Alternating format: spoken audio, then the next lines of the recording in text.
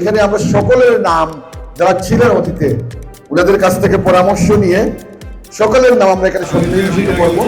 আমরা কাউকে অসম্মান অশ্রদ্ধা পোষণ করবো, সবার নাম থাকবে।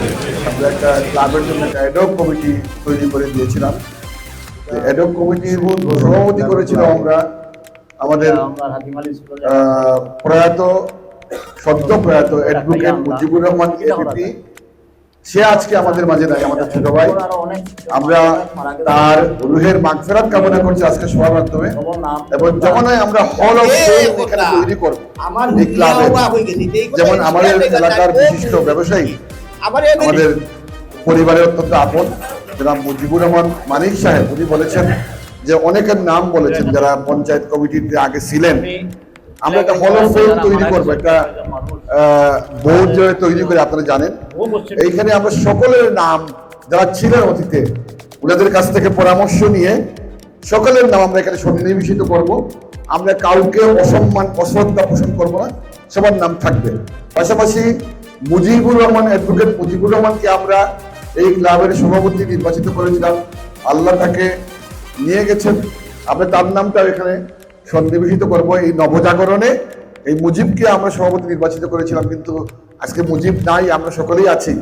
যে কোনো মুহূর্তে আমাদেরও চিরবিদায় ঘটতে পারে। তো আমাদের সেক্রেটারি সাহেব বলেছেন যে এখানে আমরা নেওয়ার জন্য কিছু আসে নাই, এখানে নেওয়ার কিছু নাইও আসলে। এই অঞ্চলটাকে এই অঞ্চলের মৃত গৌরবটাকে ফিরিয়ে আনার জন্য আমরা মূলত এই ইনিশিয়েটিভটা দিয়েছি আপনাদের সহযোগিতায়, যাতে করে আজকাল দেখেছেন আপনারা যে এখানে মানুষ দুয়ারও মহতাজ, কেউ কারোর জন্য দুয়াটাও পর্যন্ত করে না। তা আমাদের উদ্দেশ্য হলো যে সবাইকে ঐক্যবদ্ধ রাখা, কারণ প্রতিটি ধর্মের মধ্যে আপনি মুসলমান বলেন হিন্দু বলেন, মানুষের ঐক্যবদ্ধতার উপর জোর দেওয়া হয়েছে। মানুষ যেন বাচ্চাদের মধ্যে থাকে, মানুষের মধ্যে যেন নৈকট্য থাকে, মানুষের মধ্যে সম্প্রীতি থাকে প্রত্যেকটা ধর্মের মধ্যে। এখন আমরা তো ঘর থেকে বের হই, কেউ কাজে চলে যায়, কেউ কর্মে চলে যায়, কারোর সাথে আমরা আমাদের কুশল বিনিময়টা হয় না। আমরা বসবাস করি কিন্তু মনে হয় আমরা একজন দূর পরবাসী, কারোর সাথে কারো কোনো সংযোগ নাই, কারো বিপদে কারো কিছু যায় আসে না, কারো মরণেও কারো যায় আসে না, জীবনেও কারো যায় আসে না। এরকম একটা অসহিষ্ণু সমাজে আমরা বসবাস করি।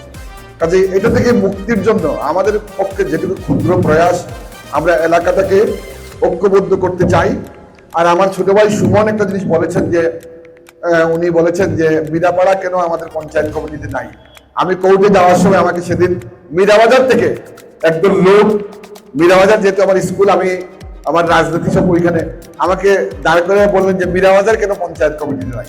আসলে পঞ্চায়েত তো একটা নির্দিষ্ট এলাকা ভিত্তিক কমিটি, নির্দিষ্ট একটা এলাকা নিয়ে পঞ্চায়েত তৈরি হয়।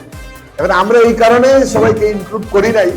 হ্যাঁ, কেউ যদি চায় যে এই বৃহত্তর জনগোষ্ঠীর সাথে সম্পৃক্ত হতে চায়, তাহলে আমাদের তো সম্পৃক্ত করতে হবে। অথবা আমরা যদি এখন মিরাপাড়াকে রাখতাম, তাহলে মিরাপাড়ার একটা নিজস্ব পঞ্চায়েত আছে, এরা নিজেরা আন্ডারমাইন ফিল করতো, এই জন্য আমরা রাখি নাই। শিবগঞ্জের ওই অংশটাকে, যেটা আমাদের ওয়ার্ডের মধ্যে পড়ে, 21 নম্বর ওয়ার্ড, 20 নম্বর, এর বাইরে আমরা রাখি নাই। কারণ রাখতে হলে তো একটা প্রত্যেকের একটা জুরিসডিকশন আছে, একটা নিজস্ব এলাকা আছে। এই এলাকার বাইরে কাউকে রাখতে হলে ওদের আবেদনের প্রেক্ষিতেই রাখতে হবে, আমরা রাখতে পারি না। এই জন্য আমরা যেটুকু আমাদের নির্দিষ্ট এলাকা আছে, আমরা ওই এলাকাকে কেন্দ্র করে ভবিষ্যতে আমরা এটা সম্প্রসারণ করব। যদি সবাই আরেকটা জিনিস বলতে চাই যে আপনারা জানেন বাংলাদেশের পরিস্থিতি, আমাদের পরিস্থিতি এমন যে রাজনৈতিক উত্থান পতনের উপরে মানুষের নিরাপত্তা